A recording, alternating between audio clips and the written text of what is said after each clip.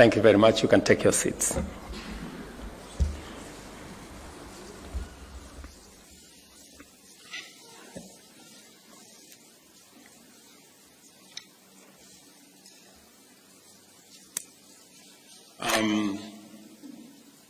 Friends, my colleagues, members of families, this morning I am very delighted that you have found time to join me in witnessing the swearing-in of our 3 newly appointed cabinet secretaries who are now ready to take up their duties and to serve the people of Kenya. Without exception, all 3 of the new cabinet secretaries have extensive and diverse experience in both executive and legislative facets of our public service. For this reason, I am confident in the skills and capabilities that they bring to their new roles. I served with Honorable Kabogo and Honorable Kagwe in the National Assembly when they were elected to the 9th Parliament, and Honorable Lee Kinyanjui later joined the legislature in the 10th Parliament. In addition to Honorable Kinyanjui's tenure as Assistant Minister, both he and Honorable Kabogo have served as Chief Executives of devolved governments. Honorable Kagwe, on the other hand, served in the Senate and was a cabinet member in 2 previous administrations. Both Honorable Kagwe and Honorable Kinyanjui have also chaired the boards of strategic national parastatals. With their strong mix of leadership skills and extensive experience in political, legislative, and executive capabilities, these cabinet secretaries are very well equipped to mobilize the machinery of government, drive them to deliver services to the people of Kenya, while steering inclusive development and economic growth that leaves no one behind. I wish to remind all of us that 2 years and 4 months ago, we secured our governing mandate based on an ambitious plan to propel our nation towards a prosperous future. The bottom-up economic transformation agenda is now well underway, with intensive and extensive work being carried out across the country in all priority value chains and cross-cutting enablers that constitute its strategic pillars. Thousands of new housing units are being built across Kenya, employing hundreds of thousands of people, facilitating transformative industrial growth in many supply chains in the construction sector, and providing opportunities for decent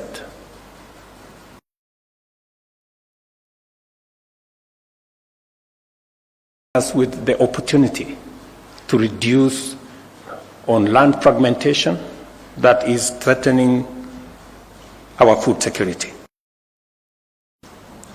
On the other hand, productivity in agriculture and livestock has enabled sufficiency and self-sufficiency in critical crops, including maize and sugar, while community health promoters are actively delivering timely and quality primary health care services at the grassroots level as we make unprecedented strides in the universal health coverage plan. The digital and creative economy of our strategy is delivering last-mile fiber optic networks and digital hubs in every ward. Thousands of Kenyans have already tapped into the opportunities this sector offers, and we are only getting started. The hustler economy is also undergoing unprecedented transformation as we promote financial and regulatory inclusivity through our Hustler Fund and related regulatory frameworks. This ambitious transformation is unfolding in what we see as challenging economic times, marked by volatility in the prices of essential commodities, especially petroleum, while global conflicts, geopolitical disruptions in supply chains, and also in the context of an oppressive debt crisis fueled by an unfair global financial system and extreme weather patterns that is exacerbated by climate change. These factors have complicated our post-pandemic recovery, constrained fiscal space, and diverted resources from development to debt payment, disaster recovery, and climate action. As a result, our capacity to create opportunities at a pace that addresses unemployment for the growing youth population has been severely undermined. In this daunting context, the people of Kenya have tasked us with the responsibility of undertaking a historic transformation. We acknowledge the complex and dynamic challenges before us, but we remain determined to see through the implementation of our transformation agenda. This moment calls for extraordinary ability, strength of character, steadiness of purpose, clarity of mind, and devotion to our national values and principles of governance. It also demands unity, teamwork, synergy, and goodwill within and among various teams and organizations that comprise government. The cabinet is at the heart of this ecosystem. I therefore expect you to serve the people of Kenya with dedication, professionalism, fairness, and understanding. Specifically, to my three friends. We know each other very well, and we've come a distance together. And I know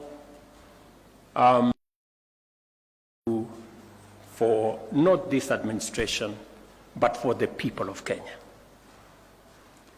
At the Ministry of Agriculture, which I have some experience, there is underway a major transformation, a shift from consumption subsidies to production support. I was very impressed to see the Honorable Kagwe take on the questions from members of Parliament with great understanding of where we want to go from here.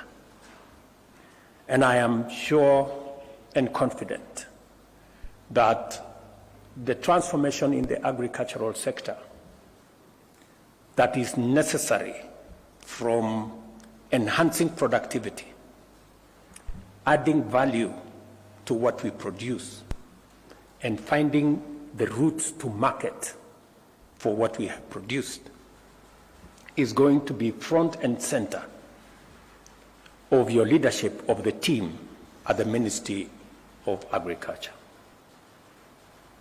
Just to confirm to you that the procurement of fertilizer has already been undertaken.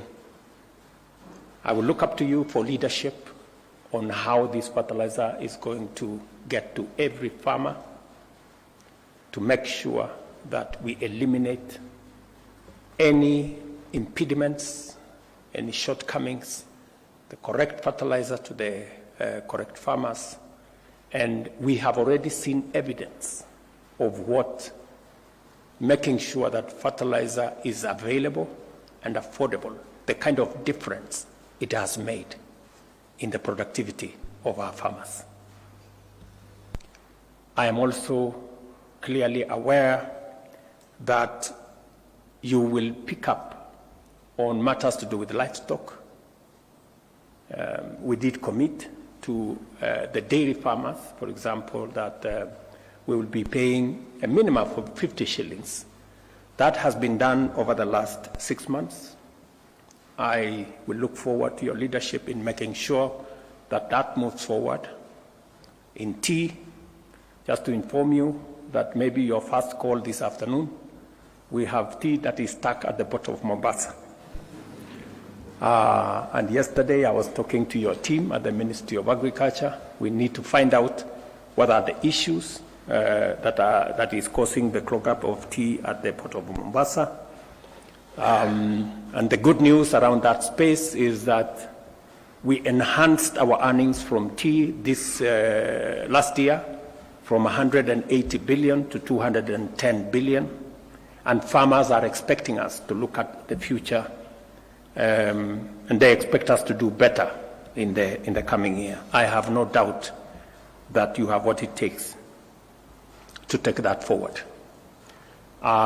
We have just concluded 2 days ago comprehensive economic partnership agreement with the UAE that provides us a big market for dairy products, for agricultural products. The trade between us and the UAE is almost 370 billion Kenyan shillings. A big majority of that is coming from our agricultural sector. With the signing of the comprehensive partnership agreement with the UAE, we expect our numbers of export of especially livestock and livestock products to increase. And I'm very happy that you are seized with the matters that will assist us access those markets, making sure that our products meet the sanitary and phytosanitary requirements for the markets that we are focused on, making sure that our meat, dairy, and other products also meet the standards that are required. I am very confident that the challenge we've had persuading farmers to vaccination, you have what it takes. You've done it before with the vaccinations that were there. And I was very happy that you made the position, you took the position which I share, that it's a voluntary exercise and nobody will be forced to do anything. All we want is to make sure that our products meet the very high standards set by our markets. The same thing in the rest of the value chains in coffee. Me and you have already discussed the future of what we need to do in coffee, what we need to do with the avocados, what we need to do in the many other aspects. And of course, the partnership that is going to be there between the Ministry of Agriculture and the Ministry of Industry, providing the ecosystem for market access for the produce from our farmers. And that takes me to my younger brother, Lee. As you may be aware, your ministry will be handling the opening of more markets. Apart from the market we just concluded in the UAE, we're now having a robust conversation with the United States. We just, I had a meeting yesterday with senators from the United States and asking for their support, both on the extension of the Africa Growth and Opportunities Act, which you are very well aware about, that will continue to open markets for our goods and services to the United States on a duty-free and quota-free arrangement. I will be looking to your leadership for our team at the Ministry of Trade, Investment and Industry on concluding those negotiations and making sure that the AGOA market continues to be open, and also on concluding the discussions on the STEEP negotiations, the bilateral arrangement between Kenya and the United States. I will also be looking for your leadership in making sure that we take full advantage of the coming into force of the tripartite agreement between COMESA and EAC and SADC, which came into force 6 months ago, I think in June last year, and how Kenyan products can access the huge 1.4 billion African market. I will also be looking for your leadership in making sure that we conclude the 200 plus markets that we are building around the country, and working with devolved units, which fortunately you have been an executive in one of them, to make sure that our farmers have access to decent spaces for them to carry out their business. We did promise Mama Mboga that they are going to work from a space that has hygiene, that is decent, that has water, that has electricity, that has lighting. And already 200 of those markets are underway. We will be working with your ministry to make sure that we look at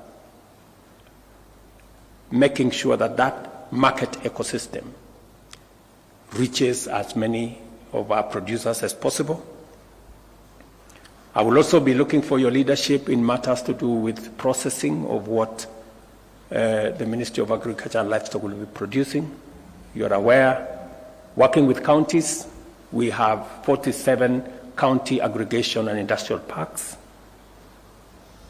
There is already a conversation between Government of Kenya and Government of India on how to equip those county aggregation and industrial parks and to establish common user facilities that will enable farmers and producers access to processing capabilities, value addition capabilities in that ecosystem.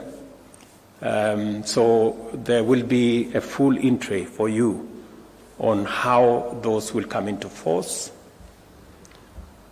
I will also be looking forward to you providing leadership on our special economic zones. As you're aware, we are establishing 6 new special economic zones in Dongo Kundu, in Sagana, in Thika, in Nakuru, both in Njoro and in Naivasha, in Eldoret, and in Busia. And just to give you a heads up, we will be in Busia on Wednesday, and probably you may want to find details of how that is going. I'm told it's going very well. But you will need to provide leadership in making sure that we conclude the first phase of all the special economic zones that we set out, because these are important for processing, value addition, agro business, and also providing opportunities for our young people to work. There is much more than I've just told you. I've just given you a heads up on some of the headline issues that we will be focusing on. And as part of building the ecosystem that will support the transformation of Kenya, which I am determined to oversee, and to make sure that we create as many opportunities for business people, for people who want to work. And that takes me to my brother William, namesake. In that space, your hands are full, William. Your hands are full. Because on your table you will find our connectivity plan. We made a commitment to roll out 100,000 kilometers of fiber optic across Kenya. We already have funding amounting to 48 billion to roll out the first 53,000 kilometers, and we intend to conclude that process of rollout before the end of next year. Working with KPLC, ICTA, and your ministry, you will find that there are already contracts that have been signed. You must walk the 53,000 kilometers and make sure that it's delivered. There's already funding for another 100 centers of excellence of our ICT hubs, one per county, and in other counties, 2. This, again, our plan is to make sure that it is concluded. These are 100 centers of excellence. It's concluded in the next 6 months. It's signed, and your leadership is required so that we can conclude this exercise. And again, you will find in your table another 1,450 ICT hubs, one in every ward in the Republic of Kenya.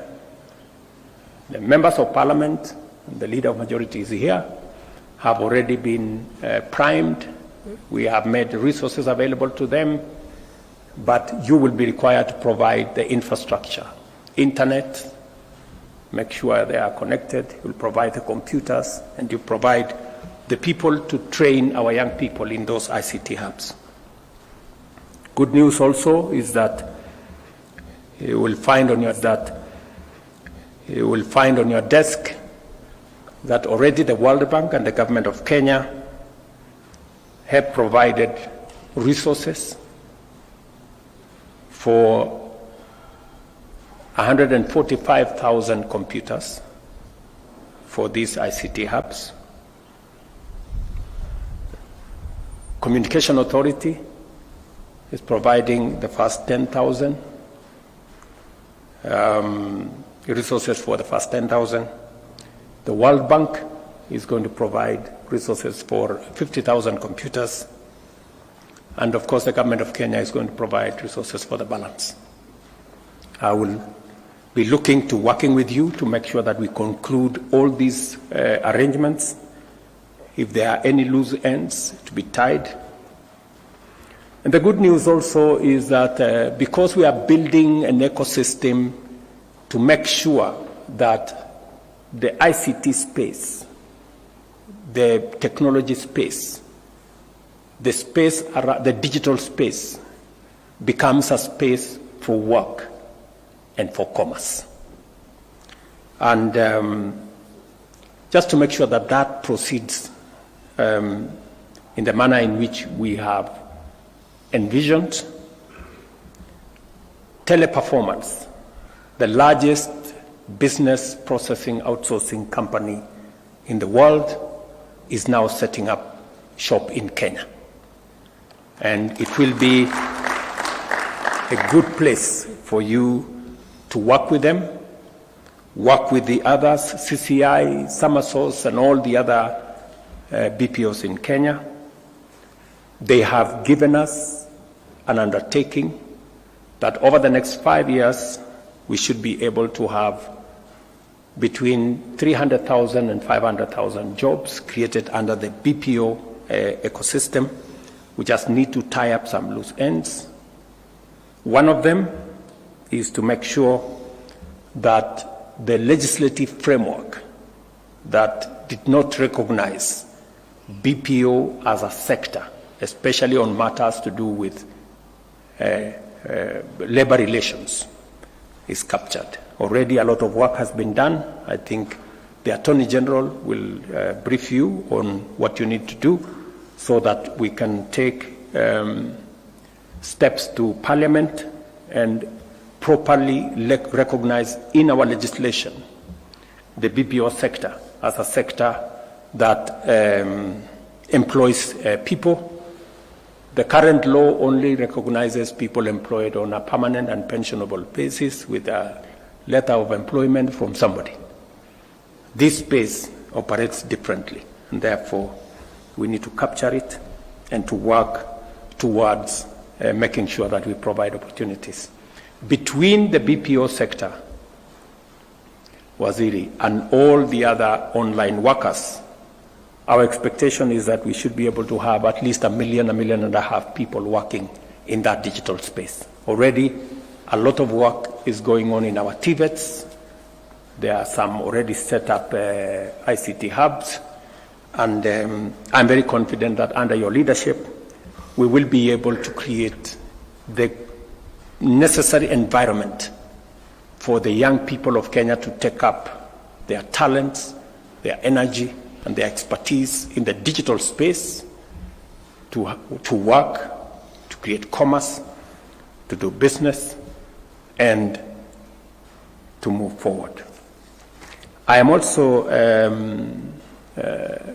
confident that with a cloud policy that has already been forwarded to Cabinet, we will be discussing that initiative in the next Cabinet on Tuesday next week, so that we can also provide the legal framework to support the whole industry. And also to mention that already the digital and the ICT ecosystem is providing manufacturing capacity in manufacturing phones and other gadgets. And I will expect you to oversee what interventions and incentives government can provide for us to move into the future.